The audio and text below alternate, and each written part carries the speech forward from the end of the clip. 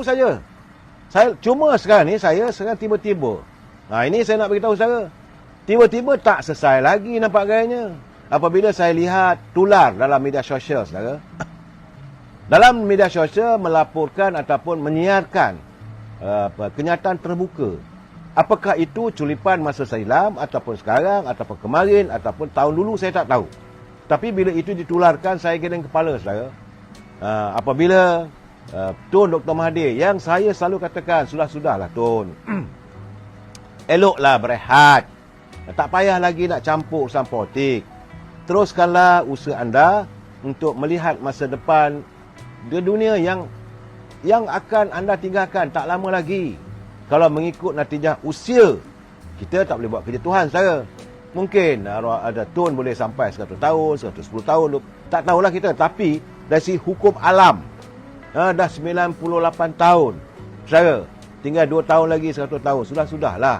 Tapi saya melihat kenyataannya bila dia kata Raja dan Cina tak boleh dipercayai kerana tak boleh diharap untuk membantu Melayu.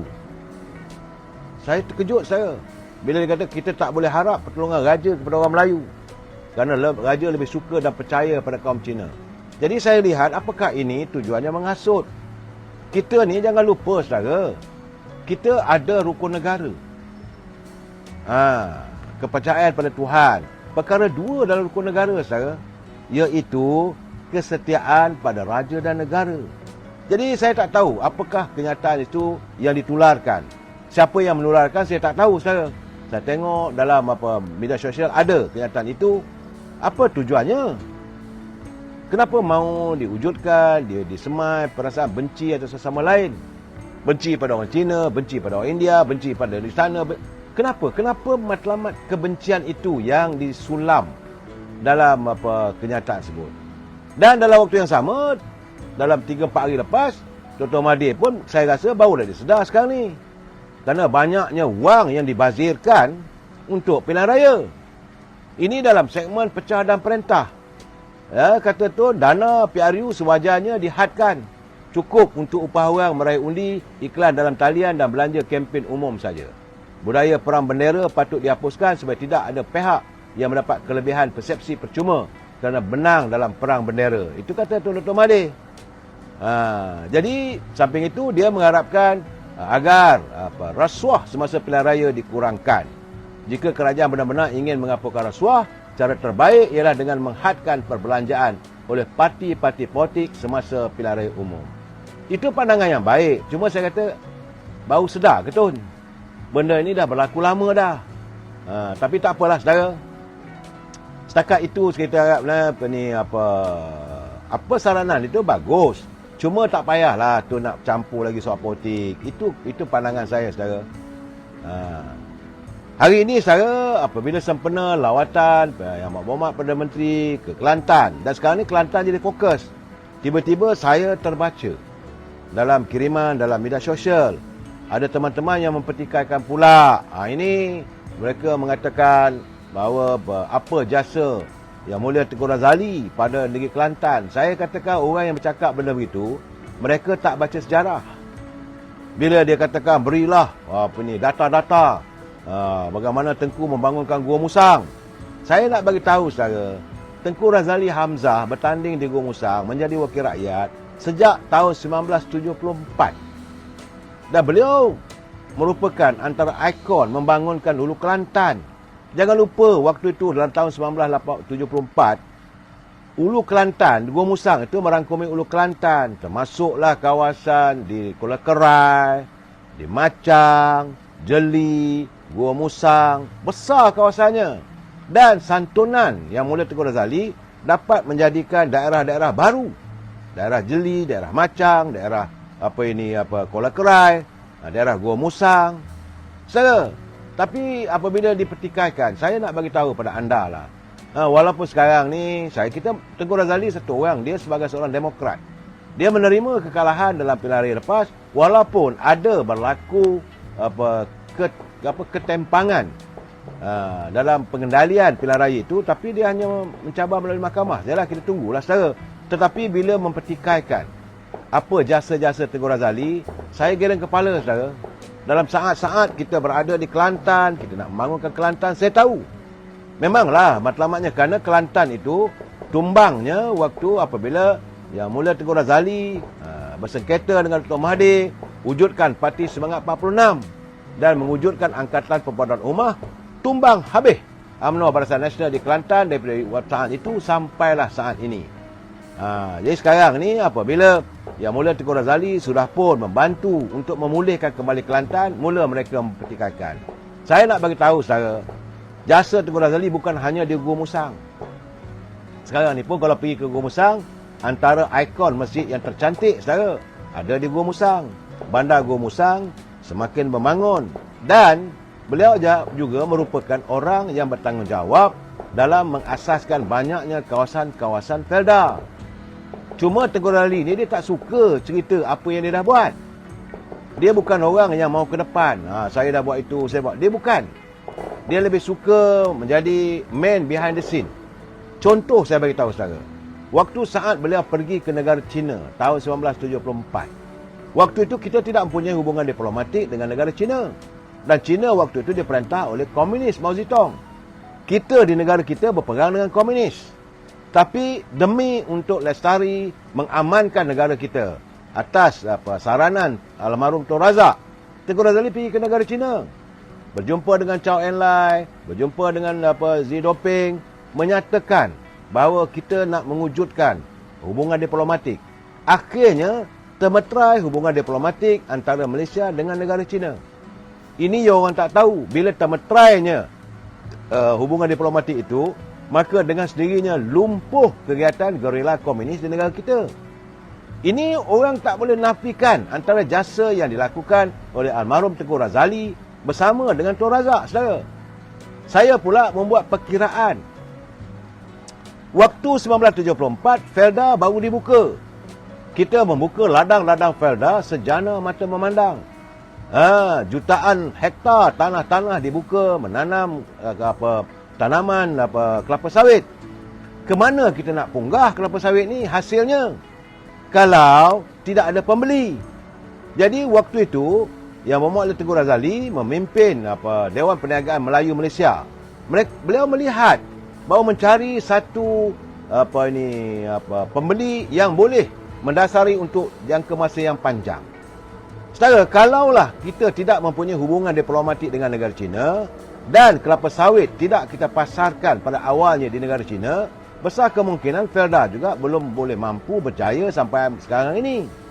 Kerana waktu Tun Razak berada di negara China, antara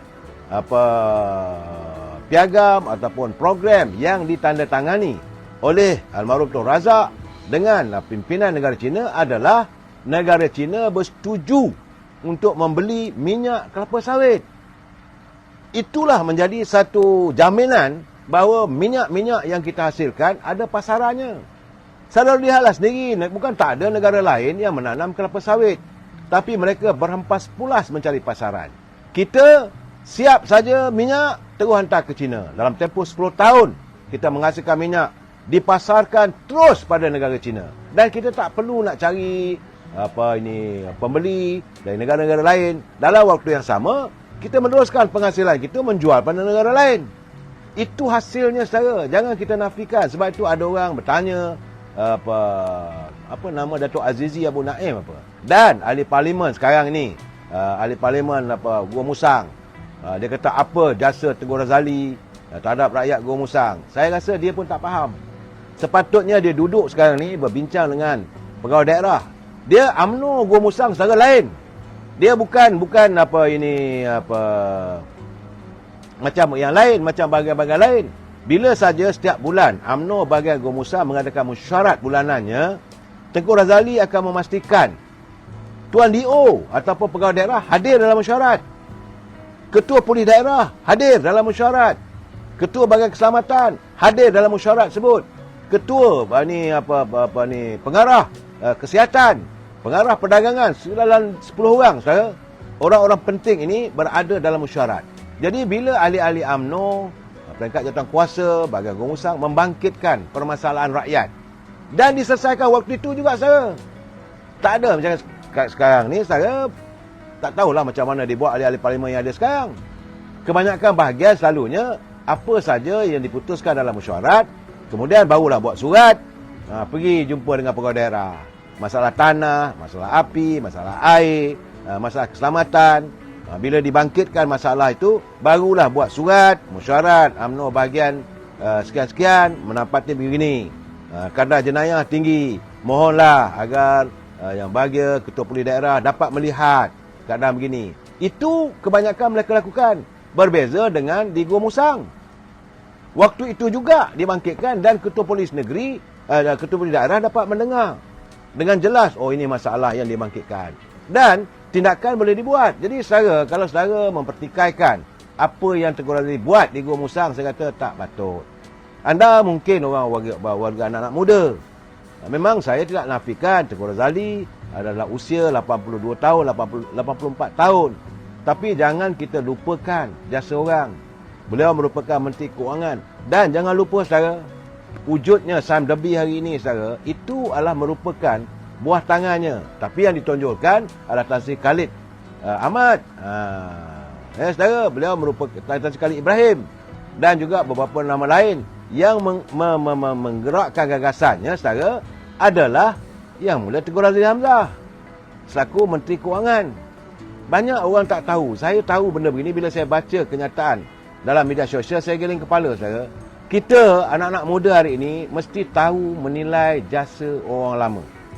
Jangan kerana dia tak ada apa-apa jawatan maka kita boleh perlekehkan. Jangan saudara, saya tidak bersetuju. Saya mengharapkan saya setuju macam Kazani. Contoh Petronas. Bukan mudah, saudara. Waktu kita mencapai kemerdekaan dulu, perjanjian antara negara kita dengan syarikat Shell kekal. Iaitu minyak-minyak yang terdapat di bumi negara kita ini, sama ada lautan ataupun di darat, milik Shell. Pemilikan itu selagi ada bulan dan bintang, saudara. Bukan main-main ni. Ini saudara boleh pergi ke Petronas, boleh bertanya. Jadi bila Tun Razak, almarhum Tun Razak menyerahkan tugas dan tanggungjawab kepada Yang Mulia Tengku Razali. Tengoklah keadaan ni macam mana kita dapat mengambil alih balik minyak kita ini. Jadi Tengku Razali mewujudkan syarikat Petronas dan di bawah Akta Petronas. Akhirnya banyaklah dia punya perjalanan ke arah untuk memilik negarakan hasil minyak ini saudara. Dan Petronas adalah merupakan satu-satunya syarikat minyak di dunia yang tidak dikuasai oleh Seven Sisters. Seven Sisters ni adalah mereka yang mempunyai penguasaan minyak. Itu daripada Shell, daripada Caltex, Esso, BP, Texas dan daripada dua lagi, Seven Sisters. Saudara, inilah syarikat-syarikat yang menguasai minyak seluruh dunia. Dan mereka mempunyai saham atau kepentingan dalam syarikat-syarikat minyak di seluruh dunia. Arab sendiri pun saudara, negara Arab tidak memiliki 100% syarikat minyak di negara Arab itu milik negara tersebut. Dia mesti ada Shell, mesti ada Mobil, mesti ada Esso, dia mesti ada Caltex. Begitu juga macam di Indonesia saudara.